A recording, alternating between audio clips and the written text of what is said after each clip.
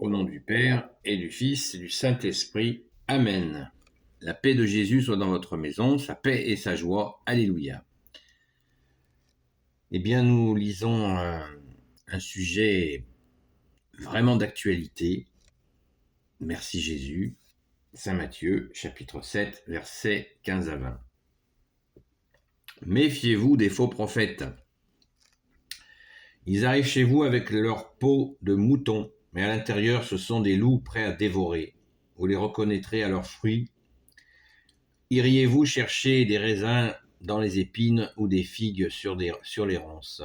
C'est la même chose pour tout arbre sain, il produit de bons fruits, et tout arbre malade produit de mauvais fruits. Un arbre sain ne peut pas produire de mauvais fruits, et un arbre malade ne peut pas produire de bons fruits.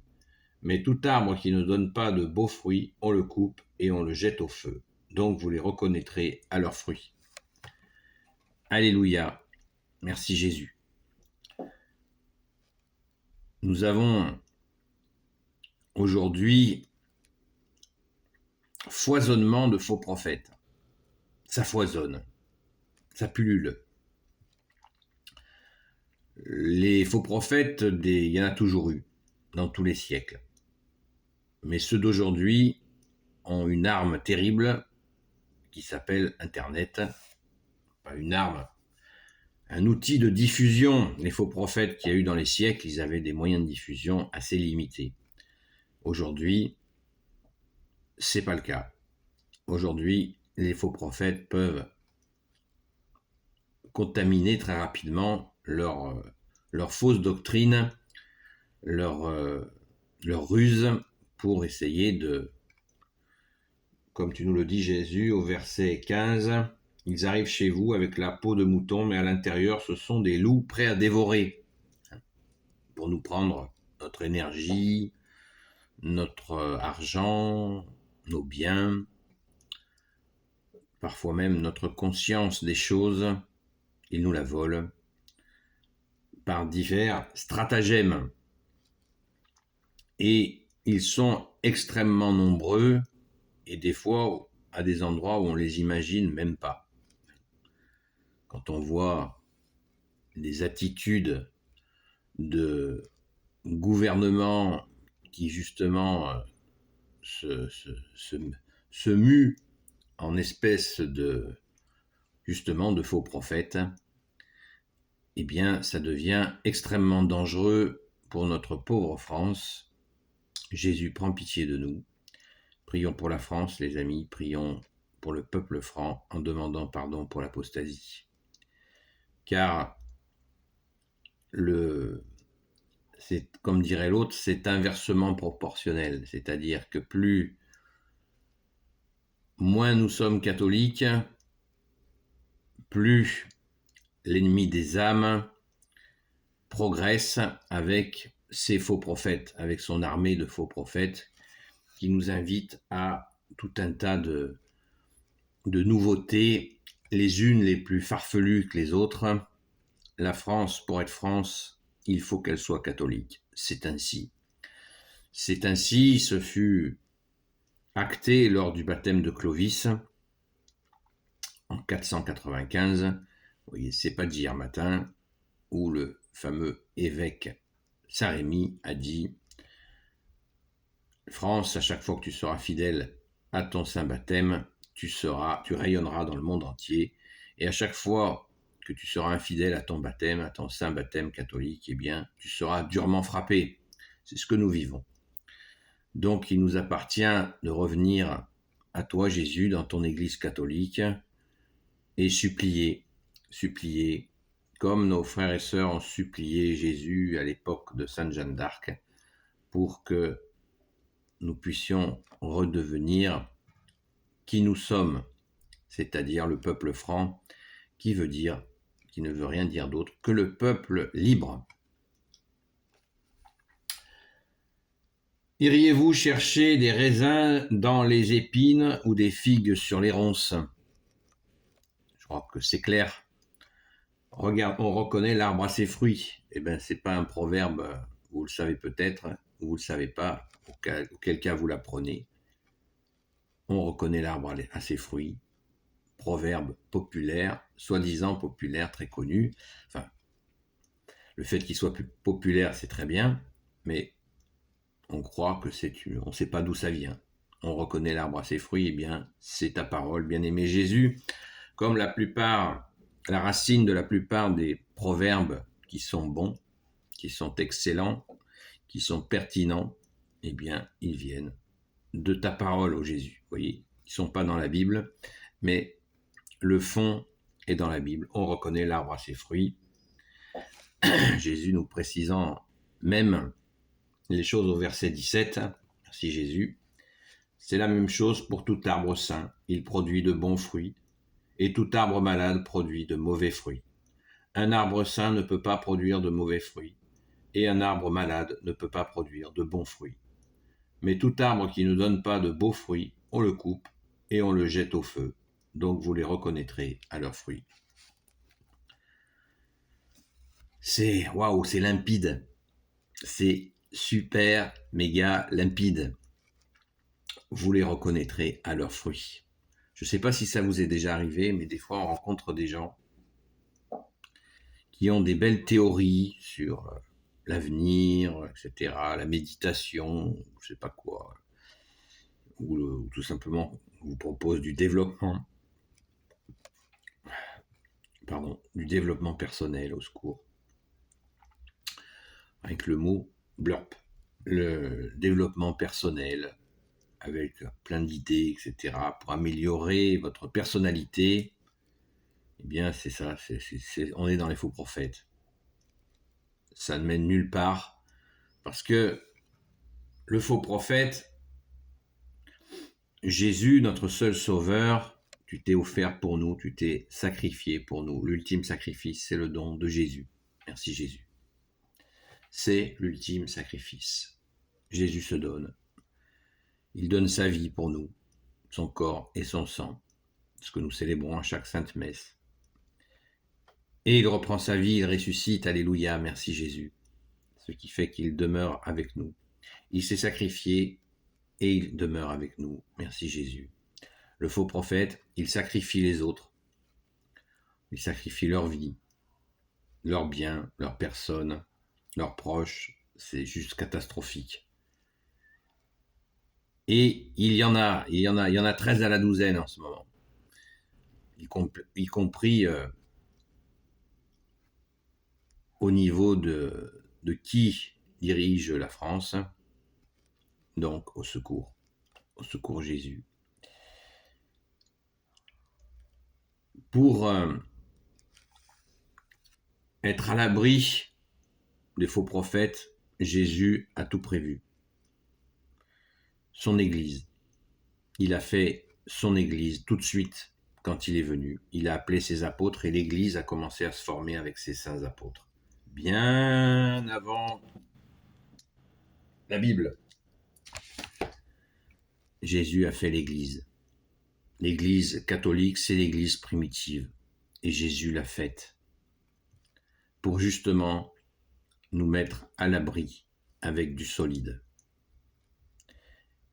Et Jésus a dit cette parole que nous devons garder vraiment très chaud dans notre cœur. Les portes de l'enfer ne prévaudront pas sur mon Église. Quand nous faisons partie de l'Église catholique, eh bien nous sommes protégés, et en particulier quand nous allons dans le bâtiment Église où Jésus est présent. Combien de gens qui n'ont pas forcément la foi aiment venir dans les églises? Pourquoi tu vas dans les églises, tu ne crois pas? Ah, mais je me sens bien. Ben oui, il y a Jésus, la blague. Alléluia. Jésus est présent dans l'église. Est-ce que tu le savais? Voilà, il ne faut pas se moquer des gens, mais c'est quand même, c'est pas mal. Oui, tu sais qu'il y a Jésus qui est dans l'église? Oui. Non, tu le sais pas? Eh bien, il est au tabernacle, là où il y a une petite lumière rouge, là, une espèce de petite maisonnette. Eh bien, c'est Jésus qui est présent. Il est là, dans son église. Alléluia. L'église est construite au centre du village, avec Jésus, et tout autour, les constructions se développent. Jésus est au centre. Merci Jésus, alléluia, nous sommes la fille aînée de l'Église. Eh bien, c'est là que nous sommes à l'abri dans ton Église, ô Jésus. Alors prions sans cesse pour que Jésus, eh bien, tu reviennes pour ton second avènement. Supplions Jésus de libérer la France, la fille aînée de l'Église, de libérer le peuple franc, demandant pardon pour l'apostasie. Et ainsi, nous serons à l'abri des faux prophètes, qu'on peut appeler aussi les marchands de chansons. C'est un adage populaire qui dit les marchands de chansons. Donc, évitons les marchands de chansons et nous voyons bien que ce système démocratique n'a aucun sens, ça n'existe pas. La démocratie n'a absolument rien résolu, elle n'a jamais fonctionné, elle n'a jamais existé et elle n'existera jamais. C'est ainsi. Ça ne marche pas comme ça. Il suffit de regarder l'histoire de l'humanité, ça ne fonctionne pas. Il nous faut des gens qui ont des principes catholiques et qui les mettent en pratique.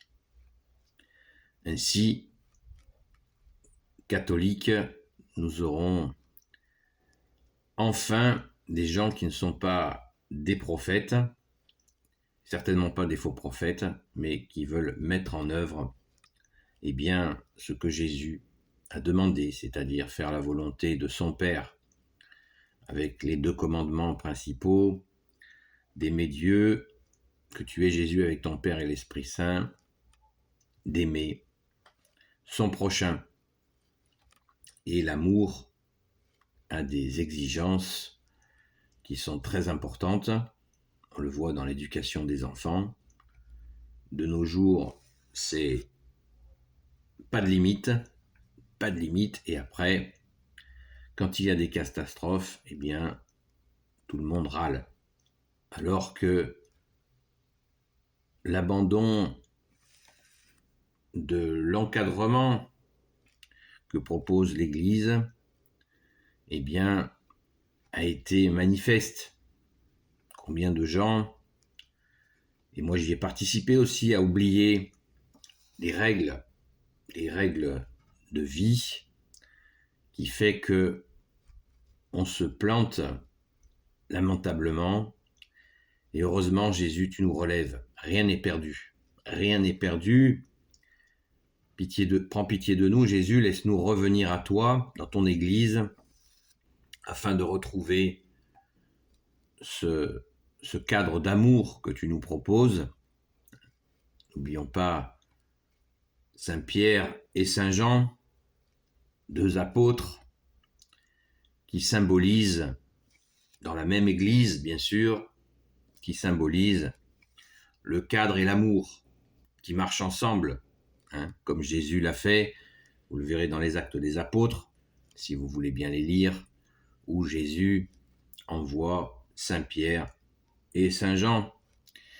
Eux-mêmes d'ailleurs couraient vers le tombeau de la résurrection ensemble. Ils marchent ensemble, ils courent ensemble, et ils ont fait des miracles ensemble. Alléluia. Donc, nous avons l'Église, 2000 ans d'Église, pour nous aider à justement ne plus nous faire berner par des faux prophètes, des fausses doctrines, des fausses religions, des mensonges à l'appel, avec même cette promesse d'un nouvel âge complètement bidon. Il n'y aura pas de nouvel âge, il y a le royaume des cieux que Jésus a promis.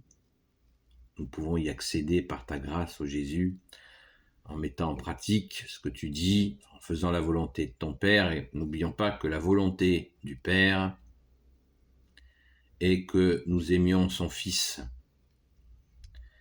et que nous faisions tout pour aider son Fils à sauver le monde, puisque le Père a décidé que Jésus, le Christ Jésus, son Fils unique, serait l'unique sauveur du monde. Amen. Béni soit le Père, le Fils et le Saint-Esprit. Amen. Ô Jésus, toi qui peux tout et qui portes tout, toi le Sauveur, toi l'Emmanuel, je te confie toutes celles et ceux qui regarderont cette vidéo, ainsi que leurs proches, selon ta sainte volonté, ô Jésus. Sainte Marie, Reine des cieux, toi l'Immaculée Conception, toi qui écrases le serpent, toi qui as la lune sous tes pas, toi notre Mère, Notre-Dame. Saint Joseph, toi le juste et le saint, toi le sage, toi la terreur des démons, toi le saint gardien de la Sainte Église catholique apostolique. Sainte Marie-Madeleine, notre chère sainte patronne, et vous, tous les saints et saintes amis de Jésus, Saint Michel Archange qui est comme Dieu, Saint Gabriel Archange, Saint Raphaël Archange et tes anges guérisseurs, et vous tous les anges qui servez Jésus, je vous confie toutes celles et ceux qui regarderont cette vidéo, ainsi que leurs proches, selon ta sainte volonté, ô Jésus. La paix de Jésus soit dans votre maison. Surtout, allons à la Sainte Messe, au minimum le dimanche, et le plus souvent possible, pour communier au corps et au précieux sang de toi, bien-aimé Jésus. Celui qui mange mon corps et mon sang, celui-là aura la vie éternelle. Amen. À très vite.